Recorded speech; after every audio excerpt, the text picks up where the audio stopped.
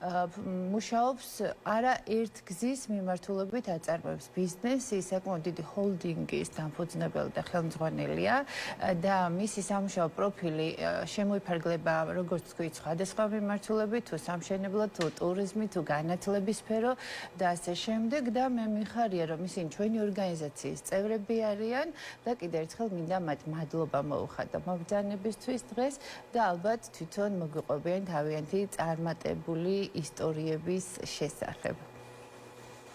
მოგესალმებით, მადლობა მოწვევისთვის. დავიწყებ იქიდან, რომ ჩემი პროფესიული გამოცდილება ითვლის უკვე დაახლოებით 13 წელს. ამ 13 წლის მანძილზე შევიძინე ძალიან ბევრი გამოცდილება. აქედან გამომდინარე, დღეს თქვენ სტუდიაში შემიძლია გავაჟღერო ესეთი ინფორმაცია, რომ დამწყებ იურისტებს, ჩემი პროფესიიდან გამომდინარე ვიტყვი ამ ინფორმაციას, ვთავაზობთ ჩვენ, ჩემი კომპანია ალმას ჰოლდინგი, გადამზადებას, ასევე პრაქტიკული უნარების შესწავლა, საქმის წარმოებაში ჩართვას, შესაბამისად დამწყებ იურისტებს შეუძლია მოგმართონ, გაიარონ ჩვენთან სტაჟირებაც, ასევე გადამზადებაც, ჩვენ ყველანაირად შევუწყობთ ხელს. იქნება ის სტუდენტი, დამწყები იურისტი, კომპანიის თანამშრომელი თუ სხვა. ასე რომ იურიდიული მიმართულებით ვიცით, ჩვენ ვისაუბრეთ ამ თემებთან დაკავშირებით და დეტალურად ვიცით ეს ინფორმაციები და აგრეთვე ამასაც გავეშყერებთ აუცილებლად მოგვიანებით.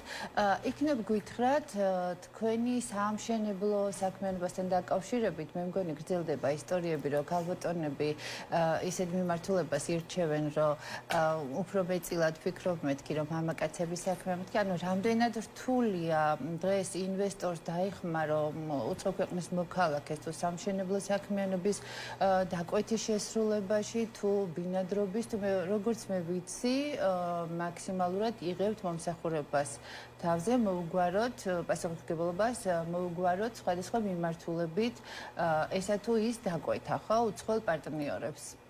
დიახ, მოგახსენებთ, თავიდან ჩემის გამოცდილება ზუსტად უკავშირდება უცხოელებთან ურთიერთობას, შესაბამისად ჩვენი დამკვეთები, კომპანიის დამკვეთები იყვნენ ძირითადად უცხოელები ინვესტორები, ვისაც არ ქონიათ აქამდე შეხება საქართველოს კანონმდებლობასთან და გამომდინარე იქიდან, რომ ჩემი პროფესია არის იურისტობა, მათ კომპანიას უწევდი იურიდიულ მომსახურეობას, ნებისმიერ თემასთან დაკავშირებით იქნებოდა შპს-ის რეგისტრაცია და მით უმეტეს, როდესაც საქმე ეხება სამშენებლო კომპანიას და მის წარმოებას, მართალია ეს არ არის იურისტის განსახორციელებელი საქმე, თუმცა იურისტის შესაძლებელია დოკუმენტაციის აუცილებელია ამ შემთხვევაში.